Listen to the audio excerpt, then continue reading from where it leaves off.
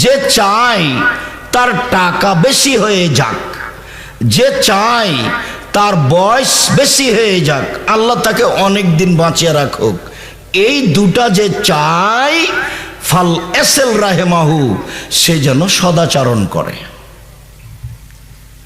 পৃথিবী সৃষ্টির 50,000 বছর পূর্বে যে ভাগ্য লিখা হয়েছে, সেই ভাগ্য যদি নতুনভাবে লিখাতে চান তাহলে সদাচরণ করতে হবে। আর একটা জিনিস আছে ভাগ্য পরিবর্তনের, সেটা হচ্ছে লা ইয়ারুদ্দুল কাযা ইল্লা বিদুয়া, দুয়ার মাধ্যমে ভাগ্য পরিবর্তন হয়।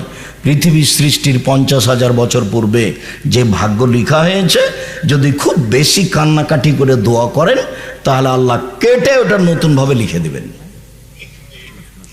যার কারণে 2020-22 পর্যন্ত আমি করোনা দিয়ে ভাগ্য বাড়াতে চাইনি, মাস্ক দিয়ে আমি করোনাতে আমি মাস্ক দিয়ে ভাগ্য বাড়াতে চাইনি।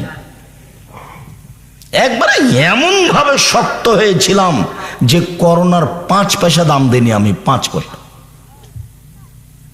বিমানে যখন উঠেছি তখন ওই বিমানবালা বলছে মাস্ক পরেন, আমি বললাম ধৈর্য ধারণ করো, মাস্ক পরেন। আমি বললাম ধৈর্য ধারণ করো, মাস্ক পরেন। তখন আমি বললাম যে তোমাকে চাকরি দেওয়া মালিক ঠিক করেনি। আমি যখন বিমানে উঠলাম তখন তুমি দেখলে আমার মাস্ক নেই, তখনই তুমি আমাকে নামিয়ে দিতে। আমি তো মাস্ক দিয়ে ভাগ্য বাড়াবো না, আমি ভাগ্য বাড়ালে কি দিয়ে বাড়াবো? দোয়া দিয়ে। মাস্ক দিয়ে ভাগ্য বাড়াতে আমি রাজি নই। 2 দিন বাঁচতে এসে শিরক করে মরতে রাজি নই, 2 দিন বাঁচতে এসে শিরক করে মরতে রাজি নই। এ কাজ আমি করব না। সম্মানিত দিনী ভাই বোন, নওয়াস ইবনে সামান রাদিয়াল্লাহু তাআলা আনহু বলেন, আমি আল্লাহর নবীকে বললাম, আল্লাহর নবী, মাল বিররু ওয়াল ইসমু, পাপ কি জিনিস, নেকি কি জিনিস? খুব ভালো করে মনে রাখবেন, পাপ কি জিনিস, নেকি কি জিনিস?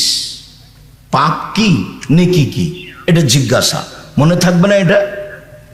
তো উত্তর বলছেন, আল্লাহ নবী বলছেন, আল বিররু হুসনুল খুলুক, নেকি হলো ভালো আচরণ। কই বললেন না তো যে নেকি হলো তাহাজ্জুদ, কই বললেন না তো যে নেকি হলো হজ, কই বললেন না তো নেকি হলো রমজান মাসে রোজা থাকা, সিয়াম থাকা, এগুলো বললেন না। উত্তরে বললেন নেকি হলো ভালো আচরণ। ভালো আচরণই নেকি, ভালো আচরণই ইবাদত, এবং সবচেয়ে দামি ইবাদত এবং সবচেয়ে ভারী নেকির ইবাদত। আবু হুরায়রা রাদিয়াল্লাহু তাআলা আনহু বলেন, রাসূল সাল্লাল্লাহু আলাইহি ওয়াসাল্লাম বলেছেন, সদাচরণ রহমান থেকে নির্গত হয়েছে। আল্লাহ তাআলা বলেন, সদাচরণ শোনো, মান ওয়াসালাকে ওয়াসালতুহু ওমান কাতাকে কাতাতুহু, তোমাকে যে নিবে আমি আল্লাহ তাকে নিব, তোমাকে যে ছেড়ে দিবে আমি আল্লাহ তাকে ছেড়ে দিব। সদাচরণ নেই যার, আল্লাহ নেই তার, তো কিভাবে খেতে পাই? হিন্দু যেভাবে পাই। কথা বোঝা যায়নি? সদাচরণ নেই যার, আল্লাহ নেই তার। সদাচরণ আছে যার, আল্লাহ আছে তার। তো যার সদাচরণ নেই সে কিভাবে খেতে পায়? ইহুদি খ্রিস্টান যেভাবে পায়। আয়েশা রাদিয়াল্লাহু তাআলা আনহা বলেন, সদাচরণ আল্লাহর আরশ ধরে ঝুলন্ত অবস্থায় আছে, আল্লাহর আরশ ধরে ঝুলন্ত অবস্থায় আছে। ঝুলন্ত অবস্থায় আরশ, সদাচরণ বলছে, মান অসালানি অসালাহুল্লাহ ওমান কাতানি কাতাহুল্লাহ, আমি সদাচরণ বলছি, আমাকে যে নিবে আল্লাহ তাকে নিবে, আমাকে যে ছেড়ে দিবে আল্লাহ তাকে ছেড়ে দিবেন। সদাচরণ কি জিনিস? আবু মুসা আশআরী রাদিয়াল্লাহু তাআলা আনহু বলেন, রাসূল সাল্লাল্লাহু আলাইহি সাল্লাম বলেছেন, আল মুমিন লিল মুমিন কাল বুনিয়ান, এশুদ্ধ বাজহ বাজান সোম্মা সাব্বা কাবাইনা আসাবেহি। এদিকে দেখেন সদাচরণ। একজন মোমেন আর একজন মোমেনের সাথে প্রাচীরের মতো বলে ডান হাতের আঙ্গুল বাম হাতের মধ্যে ঢোকালেন, এ হলো মুমিন, একজন আর একজনের সাথে মিলে থাকে। দেখেন আপনি আপনার সাথে আপনার বড় ভাইয়ের মিল নেই, অথচ আপনি ছোট, আপনার বড় ভাইয়ের হাত ধরে ক্ষমা আপনাকে নিতে হবে, আজকেই নিতে হবে। আল্লাহ রসুল বলছেন আজকেই নিতে হবে। এই ছেলে, তোমার মার সাথে তোমার চাচির মিল নেই, ঘটনা তোমার চাচির কারণেই ঘটেছে, তোমার চাচি বড় আর তোমার মা ছোট। আজকেই তোমার মা তোমার চাচির হাত ধরে ক্ষমা নিয়ে একসাথে থাকবে, এইভাবে। এটাই মুহাম্মদ সাল্লাল্লাহু আলাইহি ওয়াসাল্লাম দেখাচ্ছে। আবার বলছে আল মুমিন লিল মুমিন কারাজুলিন ওয়াহিদ।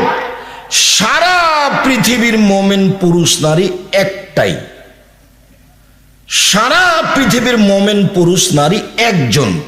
ইনিস্তাকা আইনো ইস্তাকা কুল্লহু। যদি চোখ ব্যথা করে সব শরীরেই ব্যথা বুঝে, তার নাম সবাই ভাই ভাই। ওয়াইন ইস্তাকা রাস ইস্তাকা কুল্লহু।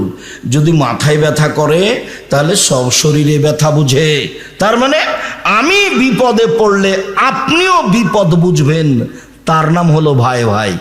আমি বিপদে পড়লে আপনি খুশি হন, এইটা কি ভাই ভাই? এইটা কি সদাচরণ? কি করলে এই পথে ফিরে আসা যাবে সেখানে তাড়াতাড়ি যান। মাথাটাকে, জেহেনটাকে একবারে খালি রাখেন, কারো প্রতি ভালোবাসা বেশি রাখেন না, দলের মধ্যে থেকে জীবন হারায়েন না, দাঙ্গাবাজি করে ক্ষমতা দেখিয়ে দাপট দেখিয়ে কাউকে ঘৃণে করে তাহাজ্জুদ পড়ে জান্নাত কেনার হিসাব করিয়েন না, ভুল হিসাব। একজন সাহাবী মোজাইনা কাবিলার বলছেন যে সাহাবীগণ বললেন আল্লাহর নবী মা খায়রু মাউতিয়াল ইনসানো, মানুষকে তো আল্লাহ অনেক নিয়ামত দিয়েছেন, তো সবচেয়ে উত্তম কোনটা নিয়ামত? দুই হাত কিন্তু নিয়ামত। যার এক হাত নেই সে বুঝতে পারে দুই হাতের কি দাম, মর্যাদা, তাই না? যার এক পা নেই সে বুঝতে পারে দুই পায়ের কত মর্যাদা। তো দুই হাত যে নিয়ামত, দুই পা যে নিয়ামত আল্লাহর, এটা কখন বোঝা যাবে? না থাকলে। তো সাহাবী বলছেন, সাহাবীগণ আল্লাহর নবী, আল্লাহ যে মানুষকে অনেক নিয়ামত দিয়েছেন, তো সবচেয়ে দামি কোনটা? তো আল্লাহ রাসূল উত্তরে বললেন আল খুলুকুল হাসান, ভালো চাল চলন হলো সবচেয়ে দামি নিয়ামত। এক, আলোচনার শেষে চলে এসেছে। এক, ভালো চাল চলন হলো সবচেয়ে দামি নিয়ামত। দুই, ভালো চাল চলন দিয়ে বয়স বেশি হয়ে যায়। তিন, ভালো চাল চলন দিয়ে টাকা পয়সা বেশি হয়ে যায়। চার, ভালো চাল চলন দিয়ে দামি জান্নাত পাওয়া যায়। পাঁচ, ভালো চাল চলন দিয়ে দুইটা বড় বড় ইবাদতের নেকি পাওয়া যায়। মনে নাই? বলেন তো বড় বড় ইবাদত দুইটা কি? একটা তাহাজ্জুদ আর একটা হলো নফল সিয়াম। ছয়, ভালো চাল চলন দিয়ে সবচেয়ে বেশি নেকি হয়। সাত, ভালো চাল চলনই নেকি। আট, ভালো চাল চলনের নেকি বিচারের মাঠে দাঁড়ি পাল্লাই সবচেয়ে ভারী নেকি। ভালো চাল চলন, ভালো চাল চলন বাস্তব দেখিয়েছি। ওই অটো দিয়ে লোকটা বসেছিল, আমিও গেছি, তা আমি উঠেছি, লোকটা টান দিয়েছে, আমি ধাক্কা খেয়ে আপনার মুখের উপরে পড়ে গেছি। তা আপনি বললেন বসেন, বসেন, কোনো সমস্যা নেই। এটা একটা চাল চলন। আপনি বললেন যে কপালে চোখ নেই, দেখে উঠতে পারেন না, এটা একটা চালচলন। তো জীবনে দুইটা কথা বেশি বলে নিয়ে বেঁচে থাকার চেষ্টা করিয়েন না।